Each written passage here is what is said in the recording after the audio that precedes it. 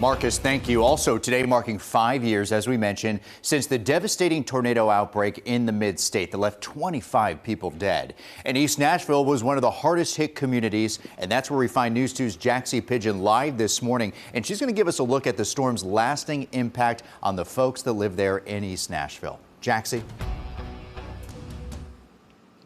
Well, good morning, Mark. Even this many years later, the scars left behind from that day are still healing. It was March 3rd, 2020, when more than 30 East Nashville businesses would be damaged or destroyed after the EF3 strength tornado made its way into the 5 Points neighborhood, leaving 2 people in the area dead. Many of the structures and homes were along Holly Street. A few of the many businesses affected that day were At Least Barbecue, The Basement East, Burger Up, High Garden Tea, and Holly Street Daycare. We spoke with the daycare's director, who tells us they're still rebuilding to this day. We had to move our toddlers into another building and had to decrease our size.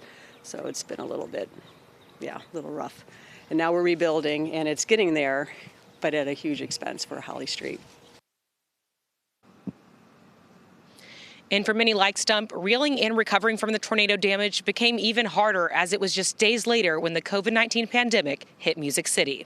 Live in East Nashville, Jaxie Pigeon, News 2.